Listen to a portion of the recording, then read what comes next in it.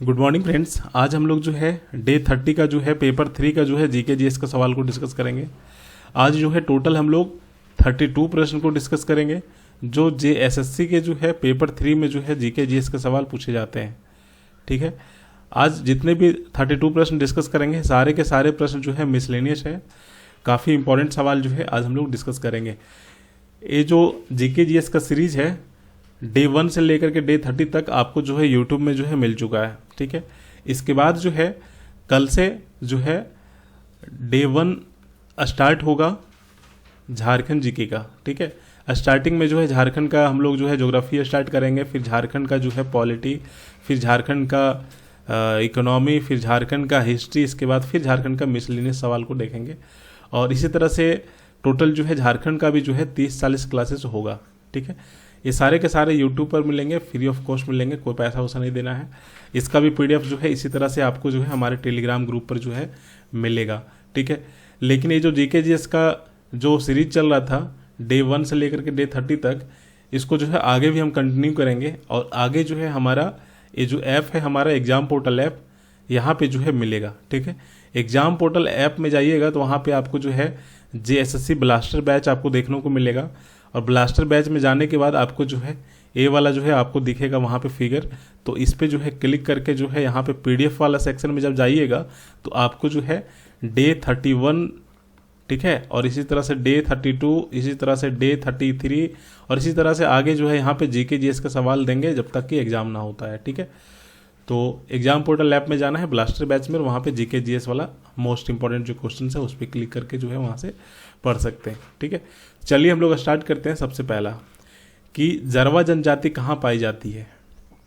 ये पहला सवाल है कि जारवा जनजाति कहाँ पाई जाती है।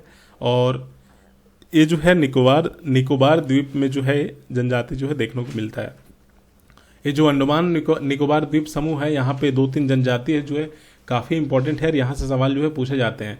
जैसे कि सेंटिनलीज, ठीक है, सेंटिनलीज जो है जनजाति, जारवा जनजाति, ग्रेट अंडमानी और ओंगे जनजाति, ये चारों के बारे में अगर पूछ देगा कि ओंगे जनजाति जो है कहाँ पाई जाती है। इसके अलावा जो है आपका सेंटिनलीज जनजाति कहाँ पाई जाती है, जारवा जनजाति कहाँ पाई जाती है, तो ये सारे के सारे जो है अंडमान निकोबार द्वीप समूह में जो है पाई जाती है। ठीक है, तो जारवा जो है भारत में अंडमान द्वीप समूह के स्वदेशी लोग हैं, वहाँ के लोकल लोग हैं।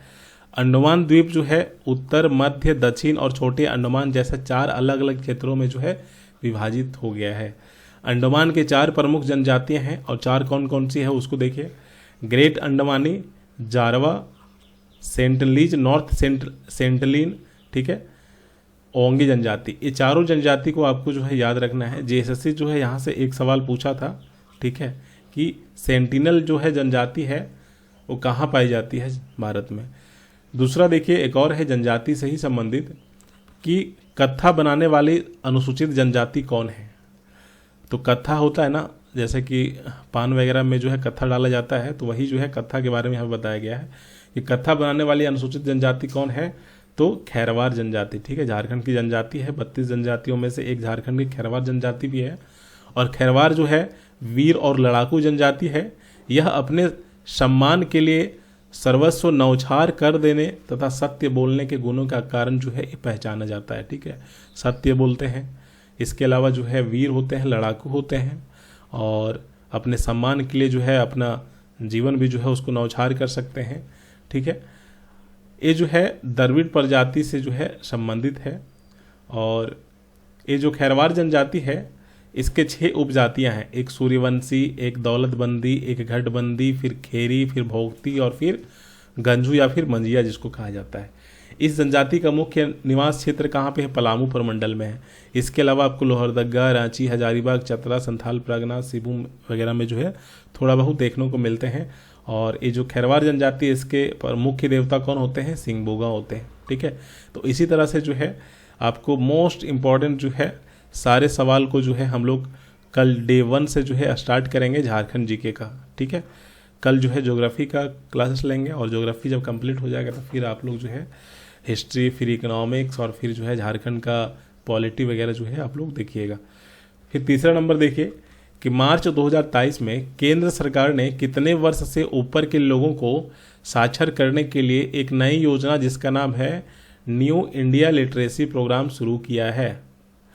बहुत ही भयानक मतलब कि अच्छा क्वेश्चन है, इसको आप लोग लिख के रख लीजिए कि मार्च 2023 मतलब कि हाल फिलहाल का करंट अफेयर का न्यूज है कि केंद्र सरकार ने कितने वर्ष से ऊपर के लोगों को साक्षर करने के लिए एक नई योजना चालू किया है जिसका नाम है न्यू इंडिया लिटरेसी प्रोग्राम। तो 15 वर्ष से अधिक आयु के लोगों को साक्षर करने के लिए, ठीक है। तो केंद्र सरकार ने मार्च 2023 में 15 वर्ष से अधिक आयु के लोगों को साक्षर बनाने के लिए एक नई योजना जो है शुरू की है जिसका नाम है new India literacy programme. Right answer B हो जाएगा, ठीक है। आगे देखिए एक और सवाल है, अंडमान और निकोबार द्वीप समूह की न्यायिक राजधानी है, कहाँ पे है? पोर्ट ब्लेयर, कोलकाता, गुवाहाटी या फिर चेन्नई? ये भी काफ़ी अच्छा सवाल है और ये भी जो है JSSC एक बार पूछ चुका है, ठीक है। तो यहाँ पे देखिए ये जो अंडमान और निकोबार द्वीप समूह है इसकी न्यायिक राजधानी कहाँ पे है? कोलकाता में है, ठीक है। कहाँ पे है? कोलकाता में। यहाँ पे इससे संबंधित और भी कुछ फैक्ट को दिए हुए जैसा कि अंडमान और निकोबार द्वीप भारत का पहला केंद्र शासित प्रदेश था। राजधानी और सबसे बड़ा शहर इसका कौन सा है? पोर्ट ब्लेयर है। यहाँ पे उपराज्यपाल जो है एडमिरल देवेंद्र कुमार जोशी, यह इसको जो है अपडेट देख लीजिएगा, ठीक है, वर्तमान में है कि नहीं। बंजर द्वीप अंडमान और निकोबार में स्थित है। बंजर द्वीप के बारे में पूछेगा कहाँ पे है, तो अंडमान और निकोबार द्वीप में है। अंडमान के महत्वपूर्ण आदिवासी जैसे कि वो ओंगे कहा जाता है, जारवा कहा जाता है, इसके अलावा जो है सेंटिनलीज। पहला क्वेश्चन तो यही ने किए थे हम लोग कि जारवा जनजाति कहाँ पाई जाती है। जारवा, ओंगे, सेंटिनलीज ये सब जनजाति जो है अंडमान में पाई जाती है। 10 डिग्री चैनल जो है इसको भी याद रखिएगा। 10 डिग्री चैनल जो है अंडमान और निकोबार द्वीप को जो है अलग करती है वहाँ से, ठीक है। अब आगे देखिए एक और है, निपुण भारत मिशन किसके द्वारा कार्यान्वित किया जा रहा है? निपुण भारत मिशन जो है किसके द्वारा कार्यान्वित किया जा रहा है? सारे के सारे मिसलेनियस क्वेश्चंस है, ठीक है। तो ये जो है निपुण भारत मिशन राष्ट्रीय शिक्षा नीति 2020 के तहत भारत के शिक्षा मंत्रालय द्वारा जो है, ठीक है, यहाँ पे जो है चलाया जा रहा है, ठीक है। एक राष्ट्रीय पहल है, किसके द्वारा? शिक्षा मंत्रालय के द्वारा। निपुण भारत मिशन जो है किसके द्वारा? शिक्षा मंत्रालय के द्वारा, इसको याद रखिएगा। एक और है, ये भी काफ़ी अच्छा सवाल है कि प्रत्येक 5 साल में किस दिन विश्व सांख्यिकी दिवस मनाया जाता है? प्रत्येक 5 साल में, एक साल में नहीं, प्रत्येक 5 साल में किस दिन विश्व सांख्यिकी दिवस मनाया जाता है? किस दिन? 20 अक्टूबर को, ठीक है। विश्व सांख्यिकी दिवस जो है प्रत्येक 5 साल में 20 अक्टूबर को मनाया जाता है और यह दिवस समाज के दिन प्रतिदिन के विकास में डेटा और सांख्यिकी के महत्व का जो है प्रकाश डालता है, ठीक है। 2022 में जो है जो मनाया गया था विश्व सांख्यिकी दिवस, इसका थीम क्या था? डेटा फॉर सस्टेनेबल डेवलपमेंट, इसको याद रखिएगा, ठीक है। और ये 5 साल में मनाया जाता है, इसको भी याद रखना है। फिर देखिए आगे एक और सवाल है कि राष्ट्रीय विज्ञान दिवस 2023 का थीम क्या है? 2023 में अगर आपका एग्जाम होता है तो ये सब जो है आपको याद रखना होगा। राष्ट्रीय विज्ञान दिवस 2023 का थीम क्या है? इसका थीम है global science for global well being. B इसका राइट आंसर हो जाएगा। कब मनाया जाता है राष्ट्रीय विज्ञान दिवस? 28 फरवरी को, ठीक है। 28 फरवरी को जो है राष्ट्रीय विज्ञान दिवस मनाया जाता है और इसका थीम क्या था? Global science for global well being, ठीक है। यह दिवस जो है 1928 में इसी दिन भौतिकी विज्ञानी सर CV रमन द्वारा रमन प्रभाव की खोज को चिन्हित करने के लिए मनाया जाता है और 1930 में इसको जो है भौतिकी का नोबेल पुरस्कार जो है दिया जा चुका है। और ये सवाल जो है कल के क्लास में डे 29 में जो है हम लोगों ने पढ़ा था। फिर जो है हम लोग आगे देखिए एक और सवाल है 8वां नंबर, निम्नलिखित में से किस दिन को भारत के संविधान दिवस के रूप में मनाया जाता है? काफ़ी अच्छा सवाल है। 26 नवंबर को। कब? 26 नवंबर को। भारत के संविधान को अपनाने के उपलक्ष्य में हर साल 26 नवंबर को जो है भारत में संविधान दिवस जो है मनाया जाता है, ठीक है। और भी इसके बारे में जानना है तो इसको पढ़िए कि 26 नवंबर 1949 को भारत की संविधान सभा ने भारत के संविधान को अपनाया था। 26 नवंबर 1949 को भारत की संविधान सभा ने भारत के संविधान को अपनाया था और यह जो है 26 जनवरी 1950 को जो है लागू हुआ था, ठीक है। 2015 में जो है BR अम्बेडकर की 125वीं जयंती पर केंद्र सरकार ने 26 नवंबर को संविधान दिवस के रूप में मनाने का जो है घोषणा किया था। ठीक है, आगे देखिए, किस दिन को संयुक्त राष्ट्र दिवस के रूप में मनाया जाता है। ठीक है, ये सब सवाल जो है हम लोगों ने जो है पिछले क्लास में नहीं किया हुआ था, ताकि एक ही क्लास में जो है हम सारा चीज़ जो है बता दें जो इम्पोर्टेंट होता है। तो किस दिन जो है संयुक्त राष्ट्र दिवस के रूप में मनाया जाता है? 24 अक्टूबर को। ठीक है, कब? 24 अक्टूबर को। संयुक्त राष्ट्र संघ जिसकी स्थापना 1945 में हुई थी, वर्षगांठ को चिन्हित करने के लिए हर साल 24 अक्टूबर को संयुक्त राष्ट्र दिवस मनाया जाता है। संयुक्त राष्ट्र का प्राथमिक कार्य विश्व शांति और सुरक्षा बनाए रखना है। इस दिन को पहली बार 1948 में जो है मनाया गया था। 45 में जो है स्थापना की गई और संयुक्त राष्ट्र दिवस पहली बार कब मनाया गया था? 1948 में मनाया गया था। इसमें टोटल जो है कितने देश है? 193 देश है। और 2022 में जो इसका डे मनाया गया था उसका थीम क्या था? Building back together for piece and prosperity. ठीक है, आगे देखिए, एक और सवाल है। भारत के पहले परमाणु परीक्षण का कोड यहाँ पे है कि भारत के पहले परमाणु परीक्षण का कोड नाम क्या है? साइंस एंड टेक का ये सवाल है और मिसलेनियस में आता है, काफ़ी इंपॉर्टेंट है। भारत के पहले परमाणु परीक्षण का कोड नाम क्या है? छगाई 1 या फिर स्माइलिंग बुद्धा या फिर प्रोजेक्ट 596 या फिर शक्ति 1। तो स्माइलिंग बुद्धा। ठीक है, ये काफ़ी इंपॉर्टेंट है। स्माइलिंग बुद्धा जो है भारत के पहले सफल परमाणु बम परीक्षण का निर्देशित कोड नाम था। ठीक है, कोडेड नाम था। वर्ष 1947 में 18 मई का दिन था और इस दिन भारत सरकार ने राजस्थान के पोखरण के मरुस्थल में जो है अपना पहला परमाणु परीक्षण किया था, जिससे यह एक शांतिपूर्ण परमाणु विस्फोटक हुआ यहाँ पे। ठीक है, भारत का पहला सफल परमाणु परीक्षण जो है 1974 में यहीं पे किया गया था, जिसका कोड क्या था? स्माइलिंग बुद्धा। बस आपको यही याद रखना है। ठीक है, आगे देखिए, एक और सवाल है कि निम्नलिखित क्षेत्रों में से कौन जो है टोडा जनजाति का मूल निवास स्थान है? तो टोडा जनजाति के लोग जो है तमिलनाडु के नीलगिरी पर्वत में रहते हैं। राइट आंसर बी हो जाएगा। टोडा लोग जो है द्रविड़ जनजाति समूह के हैं जो तमिलनाडु के नीलगिरी पर्वत में जो है रहते हैं। इनकी झोपड़ियाँ जो है लकड़ी की संरचनाओं पर खड़ी होती है और छतें जो है अर्धवेलनाकार और लचीली होती है। टोडा लोग जो है दूध का पारंपरिक व्यापार करते हैं और बारू और बांस की वस्तुओं का जो है व्यापार करते हैं। आपको याद रखना है, ये सवाल बहुत ही इंपॉर्टेंट है कि टोडा जनजाति का मूल निवास स्थान कहाँ है? तो नीलगिरी की पर्वत में। कहाँ पर? तमिलनाडु में। फिर आगे एक और सवाल है कि निम्नलिखित में से किस नदी का उद्गम जो है विंध्य श्रेणी से होती है? तो बेतवा, कावेरी, चेनाब या फिर गोमती। तो इसका एक्सप्लेनेशन आप देखिए कि विंध्य श्रेणी की ऊंचाई जो है 300 से लेकर 650 मीटर है और विंध्य श्रेणी ज़्यादातर प्राचीन काल के क्षैतिज रूप में बैडौल तलछटी चट्टानों से बनी है। यह गंगा तंत्र और दक्षिण भारत की नदी तंत्र के बीच एक जल विभाजक के रूप में कार्य करती है और विंध्य श्रेणी से जो है चंबल, बेतवा, केन जैसे नदियों का जो है उद्गम होता है। यहाँ पे देखिए बेतवा दिया हुआ है, राइट आंसर ए हो जाएगा। ठीक है, विंध्य श्रेणी से उद्गम किसका होता है? बेतवा नदी का। ठीक है, इसके अलावा आगे और भी देख सकते हैं कि बेतवा नदी जो है मध्य प्रदेश और उत्तर प्रदेश में जो है बहती है। बेतवा नदी जो है यमुना की एक सहायक नदी है। ठीक है, यहाँ पे सवाल क्या पूछा गया था कि कौन से नदी का उद्गम स्थल विंध्य श्रेणी से होती है? बेतवा नदी का। आगे देखिए, एक और सवाल है कि निम्नलिखित में से किस वर्ष में भारत की जनसंख्या वृद्धि नकारात्मक थी? ये भी काफ़ी अच्छा मिसलेनियस सवाल है, इसको याद रखिएगा। कब? 1921 में। ठीक है, भारत ने 1911 से लेकर के 1921 तक जो है नकारात्मक विकास दर्ज किया था। ठीक है, भारत ने जो है 0.31% की नकारात्मक वृद्धि दर्ज की, जो भारत की जनसांख्यिकीय इतिहास में केवल एक ही बार हुई थी। मतलब भारत की जनसंख्या वृद्धि नकारात्मक कब थी? मतलब होता है ना कि जनसंख्या का वृद्धि जो है बढ़ रहा है, पॉपुलेशन बढ़ रहा है। नहीं, एक बार ऐसा हुआ था जब पॉपुलेशन घट रहा था। कब? 1921 ईस्वी में।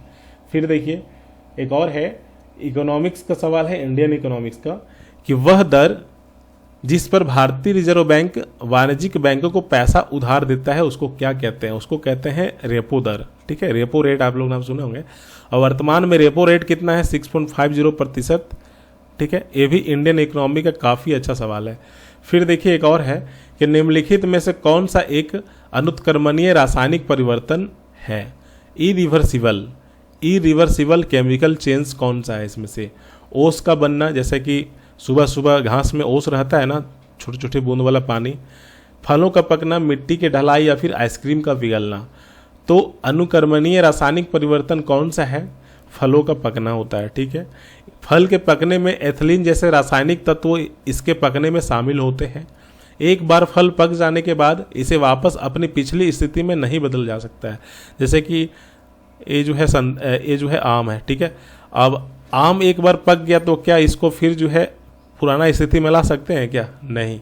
अतः भोजन का पकना जो है एक अनुत्क्रमणीय रासायनिक परिवर्तन है। ठीक है, मतलब जो चीज़ है उसका एक बार पक जाता है तो उसको जो है पुनः जो है उसी स्थिति में हम नहीं ला सकते हैं। ठीक है, तो राइट आंसर क्या हो जाएगा, फलों का पकना। जैसे कि अमरूद हो गया, तो अमरूद जो है कच्चा है और कुछ दिन के बाद पक जाता है, तो पकने के बाद फिर उसको कच्चा जैसे हम लोग कर सकते हैं या नहीं। ठीक है, इसको देखिए, निम्नलिखित स्थानों में से कौन सा यूनेस्को विश्व विरासत स्थल में सूची में है। निम्नलिखित स्थानों में से कौन सा जो है यूनेस्को विश्व विरासत स्थल की सूची में आता है। यूनेस्को के विश्व विरासत स्थल की सूची में आता है निम्नलिखित में से कौन सा। जिम कॉर्बेट राष्ट्रीय उद्यान, नंदा देवी फूलों के घाटी राष्ट्रीय उद्यान, राजाजी राष्ट्रीय उद्यान, या फिर इनमें से कोई नहीं। तो देखिए यहाँ पे राइट आंसर बी हो जाएगा। ठीक है, भारत का फूलों की घाटी राष्ट्रीय उद्यान अपने स्थानीय अल्पाइन फूलों और उत्कृष्ट प्राकृतिक सुंदरता के लिए जो है प्रसिद्ध है और यह उत्तराखंड के चमेली जिले में अवस्थित है और राइट आंसर बी हो जाएगा। ठीक है, विश्व विरासत स्थल की सूची में जो है शामिल हुआ है। फिर देखिए यहाँ पे एक और है, हाँ, डॉक्टर राजेंद्र प्रसाद को समर्पित स्मारक का नाम पूछा गया है। इस तरह के भी सवाल जो है कई बार पूछा गया है। ठीक है, तो डॉक्टर राजेंद्र प्रसाद को समर्पित स्मारक कौन सा है। महाप्रयाण घाट, अभय घाट, समता स्थल या फिर उदय भूमि। ठीक है, राइट आंसर क्या हो जाएगा, ए हो जाएगा, महाप्रयाण घाट। महाप्रयाण घाट जो है राजेंद्र प्रसाद को समर्पित स्मारक है। ठीक है, डॉक्टर राजेंद्र प्रसाद जो है भारत के पहले राष्ट्रपति थे और इन्हें जो है बिहार में जो है बिहार गांधी कहा जाता है। वे जो है 1935 के बॉम्बे सत्र में आईएनसी के अध्यक्ष बने थे। इंडियन नेशनल कांग्रेस उसका अध्यक्ष बना था 1935 में बॉम्बे सत्र में। अभय घाट जो है मोरारजी देसाई को समर्पित स्मारक है। समता स्थली जो है जगजीवन राम को समर्पित स्मारक है और उदय भूमि जो है KR नारायण को समर्पित स्मारक है। ये चारों को आपको याद रखना है। JSSC जो है इस टॉपिक से एक सवाल जो है पूछा था, इसलिए हम आपको इतना चीज़ बताएं अभी। फिर देखिए, डेयरी हो गया, आर्थिक गतिविधियों के किस क्षेत्र में आता है। ये जो डेयरी हो गया ये आर्थिक गतिविधियों के किस क्षेत्र में आता है, तो ये जो है प्राथमिक क्षेत्र में आता है। प्राथमिक क्षेत्र में आता है जैसे कि शिकार, चारागाही, मछली पकड़ना, मधुपालन, ठीक है, डेयरी, ये सब जो है प्राथमिक क्षेत्र में आता है। आपको जो है प्राथमिक क्षेत्र, द्वितीयक क्षेत्र और तृतीयक क्षेत्र, इससे संबंधित हम लोगों ने जो है पिछले क्लास में भी डिस्कस किया हुआ था। आप खुद जो है इसको गूगल करके या किताब वगैरह होगा तो वहाँ से निकाल के आप इसको पढ़िएगा। यहाँ से एक सवाल बनता है। ठीक है, राइट आंसर क्या हो जाएगा, डेयरी जो है प्राथमिक क्षेत्र के अंतर्गत आता है। फिर आगे एक और सवाल है, ये भी काफ़ी अच्छा सवाल है। बोले ना, आज सारा का सारा मिसलिनियस सवाल है। कोरबा कोलफील्ड भारत के किस राज्य में स्थित है। तो कोरबा जो कोलफील्ड है, ठीक है, ये कहाँ पर है, छत्तीसगढ़ में। ठीक है, कोरबा कोलफील्ड जो है भारत राज्य के जो है छत्तीसगढ़ में स्थित है, इसको याद रखिएगा। फिर एक और सवाल है कि एशिया का सबसे बड़ा कंप्रेस्ड बायोगैस संयंत्र का उद्घाटन निम्नलिखित में से किस स्थान पर किया गया है। एक करंट अफेयर का सवाल है। ठीक है, कहाँ पर किया गया है, पंजाब में। ठीक है, केंद्रीय मंत्री हरदीप सिंह पुरी ने 18 अक्टूबर 2022 को पंजाब के संगरूर में एशिया के सबसे बड़े कंप्रेस्ड बायोगैस संयंत्र का जो है उद्घाटन किया है। कहाँ पर, पंजाब में, इसको याद रखिएगा, करंट अफेयर का सवाल है। फिर आगे एक और है, कपिल देव की आत्मकथा का नाम क्या है। तो कपिल देव जो क्रिकेटर खिलाड़ी हैं, इसके आत्मकथा का नाम क्या है, जो किताब छापा गया है, तो स्ट्रेट फ्रॉम द हार्ट। ठीक है, स्ट्रेट फ्रॉम द हार्ट जो है इसकी आत्मकथा है। कपिल देव अब तक 4 किताबें लिख चुकी है। पहला जो है बाय गॉड्स डिग्री ये आत्मकथा है, 1985 में लिखा था। क्रिकेट माई स्टाइल आत्मकथा है, 1987 में लिखा था। स्ट्रेट फ्रॉम द हार्ट ये जो है 2004 में आत्मकथा लिखा है, और वी द सिख 2019 में। ठीक है, 4 किताबों का नाम आपको याद रखना है, कपिल देव से संबंधित है। फिर एक और है, ये भी काफ़ी अच्छा सवाल है कि इंटरपोल का मुख्यालय किस देश में स्थित है। तो इंटरपोल का मुख्यालय जो है लियो फ्रांस में अवस्थित है। कहाँ पे? लियो फ्रांस में अवस्थित है। इंटरपोल का उद्देश्य जो है आपराधिक पुलिस बलों के बीच व्यापक संभव पारस्परिक सहायता को बढ़ावा देना और अंतर्राष्ट्रीय अपराध की रोकथाम और दमन में योगदान देने वाली संस्थाओं की स्थापना और विकास करना इंटरपोल का जो है उद्देश्य है। कब की गई थी इसकी स्थापना? 1923 में। ठीक है, भारत जो है इंटरपोल के सबसे पुराने सदस्यों में से एक है और 1949 में संगठित में शामिल हुआ था भारत। ठीक है, 1923 में इंटरपोल की स्थापना की गई थी और भारत जो है 1949 में जो है इसमें शामिल हुआ था।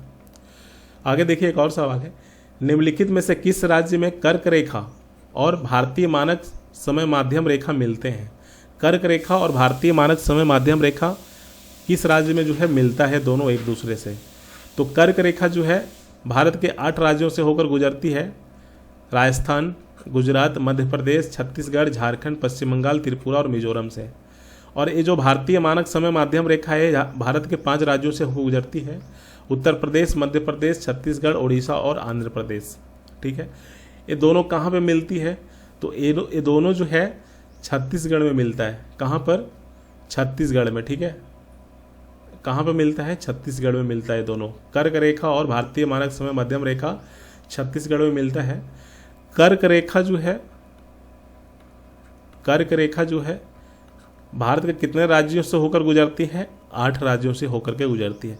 इसी से संबंधित एक और जो है सवाल जो है हमने जो है दिया हुआ है, एक्साइज कांस्टेबल का जो फुल लेंथ टेस्ट होने वाला है एग्जाम पोर्टल ऐप पर, आज उसका फुल लेंथ टेस्ट नंबर 1 है। वहाँ पे जो है कर्क रेखा से संबंधित एक सवाल दिए हैं, तो उसमें ये सवाल नहीं है कि किस राज्य से होकर गुजरता है या फिर कितना डिग्री या अक्षांश देशांतर है, ये सब नहीं। इससे कोई एक यूनिक सवाल जो है कर्क रेखा से, ठीक है, यहाँ पे दिया गया है टेस्ट 1 में। ठीक है, कि भारत में जो है इसी प्रकार के सवाल है उसमें, लेकिन यूनिक सवाल है, उसको जो है जब टेस्ट 1 दीजिएगा ना तो आपको जो है वहाँ पे सवाल देखने को मिलेगा, वहाँ पे कीजिएगा इसको। तो कहाँ पे मिलता है दोनों? छत्तीसगढ़ में। फिर जो है एक और है कि लोकसभा की बैठक का गठन करने के लिए कोरम क्या है? लोकसभा की बैठक का गठन करने की कोरम क्या है? तो देखिए यहाँ पे लिखा हुआ है कि भारत के संविधान का अनुच्छेद 100 यह कहता है कि सदन के कुल सदस्यों का कम से कम 10% उपस्थित होना चाहिए। संसद के किसी भी सदन की बैठक का गठन करने के लिए कोरम का गठन करना है। मतलब यहाँ पे यही कहा गया है कि सदन के कुल सदस्यों का 10वां हिस्सा जो है वहाँ पे उपस्थित होना चाहिए, तभी जो है बैठक हो पाएगा। ठीक है, फिर आगे देखिए, राइट आंसर यहाँ पे बी हो जाएगा। फिर एक और सवाल है कि किस राज्य के लुंगलेई फायर स्टेशन को आपदा प्रबंधन में उत्कृष्ट कार्य के लिए सुभाष चंद्र बोस आपदा प्रबंधन पुरस्कार 2023 प्राप्त हुआ है? सुभाष चंद्र बोस आपदा प्रबंधन पुरस्कार 2023 प्राप्त हुआ है। अगर पूछेगा किसको मिला है, किस फायर स्टेशन को, तो आप जो है दोनों को याद रखिएगा। ठीक है, केंद्र ने आपदा प्रबंधन में उत्कृष्ट कार्य के लिए ओडिशा राज्य आपदा प्रबंधन प्राधिकरण, ठीक है, ओडिशा राज्य आपदा प्रबंधन प्राधिकरण इसको, और लुंगलेई फायर स्टेशन मिजोरम, ये दोनों को जो है सुभाष चंद्र बोस आपदा प्रबंधन पुरस्कार 2023 के लिए जो है चुना है। ठीक है, दोनों का नाम आपको याद रखना है, एक उड़ीसा राज्य आपदा प्रबंधन प्राधिकरण और एक जो है दूसरा लुंगलेई फायर स्टेशन मिजोरम। ये दोनों को जो है यहाँ पे सुभाष चंद्र बोस आपदा प्रबंधन पुरस्कार 2023 से जो है सम्मानित किया जाएगा। ठीक है, ये जो है पुरस्कार 23 जनवरी को नेताजी सुभाष चंद्र बोस की जयंती पर दिया जाता है, इसको भी याद रखना है। ठीक है, इसके अलावा जो है यहाँ पे आपको बताना है कि झारखंड राज्य आपदा प्रबंधन प्राधिकरण का गठन किस वर्ष किया गया था। ठीक है, झारखंड राज्य आपदा प्रबंधन प्राधिकरण का गठन किस वर्ष किया गया था, आपको वर्ष का नाम बताना है, कमेंट सेक्शन में बताइएगा, नहीं तो आने वाले जो झारखंड का सीरीज कल से स्टार्ट होगा उसमें जो है आपको सारी चीज़ों डिटेल में बताया जाएगा। ठीक है, राउरकेला इस्पात संयंत्र में स्थित है कहाँ पर, तो ये राउरकेला इस्पात संयंत्र जो है ये उड़ीसा में जो है अवस्थित है। कहाँ पे? उड़ीसा में। ठीक है, और जो है पश्चिमी जर्मनी के सहयोग से जो है स्थापित किया गया था, ठीक है, 1955 में। ठीक, इसके अलावा जो है आगे और भी सवाल हैं, इसको भी देखिए। भारत में शास्त्रीय भाषाओं के कुल कितनी संख्या है? मिसलेनियस सवाल है, इस तरह के सवाल पूछे जाते हैं। तो भारत में शास्त्रीय भाषाओं की कुल संख्या कितनी है? 6 है। टोटल भारत में जो है 6 जो है शास्त्रीय भाषा है। कौन कौन सा? तमिल, संस्कृत, कन्नड़, तेलुगु, मलयालम और ओडिया। ये सब 6 जो है भारत का जो है शास्त्रीय भाषा है, इसको याद रखना। फिर एक और सवाल है कि भोर घाट पश्चिमी घाट में स्थित है, यह को जोड़ता है? किसको जोड़ता है? भोर घाट जो है ये पश्चिमी घाट में स्थित है और यह किसको जोड़ता है? मुंबई से नासिक, मुंबई से पुणे, मुंबई से ठाणे या फिर कोचीन से कोयम्बटूर। तो इसका राइट आंसर हो जाएगा मुंबई को पुणे से जोड़ता है। कौन? भोर घाट। ये जो है इंडियन ज्योग्राफी का सवाल है, इसको आप याद रखिएगा, मिसलेनियस सवाल है। फिर एक और सवाल है, इसको भी देखिए कि सिंधु सभ्यता का सबसे बड़ा भारतीय स्थल कौन सा है? तो सिंधु सभ्यता का सबसे बड़ा भारतीय स्थल कौन सा है? राखीगढ़ी। ठीक है, बी इसका राइट आंसर हो जाएगा। 2014 में जो है राखीगढ़ी में 2 और टीले खोजे गए, जिसके कारण ये सिंधु सभ्यता का सबसे बड़ा भारतीय स्थल बन गया है। सिंधु सभ्यता का सबसे बड़ा भारतीय स्थल बन गया है। कौन? राखीगढ़ी। ठीक है, और इस स्थल का उत्खनन जो है भारतीय पुरातत्व सर्वेक्षण के अमरेंद्र नाथ ने किया था। ठीक है, ये दोनों को जो है आपको याद रखना है। फिर एक और सवाल है, इसको भी देखिए कि भारतीय लघु उद्योग विकास बैंक, जिसको सिडबी कहा जाता है, इसका मुख्यालय कहाँ पर है? तो सिडबी का मुख्यालय जो है लखनऊ उत्तर प्रदेश में अवस्थित है। सिडबी का गठन 1990 में किया गया था। ठीक है, और यह जो है वित्त मंत्रालय के अधिकार क्षेत्र में आता है। सिडबी का विनियम और पर्यवेक्षण भारतीय रिजर्व बैंक के द्वारा जो है किया जाता है, इसको भी याद रखना है। ठीक है, एक और सवाल है, इसको भी कीजिए। अभी 2 सवाल बचे हुए हैं कि भारत की सबसे बड़ी जनजाति कौन सी है? तो भारत की सबसे बड़ी जनजाति जो है जनसंख्या के हिसाब से कौन सा है?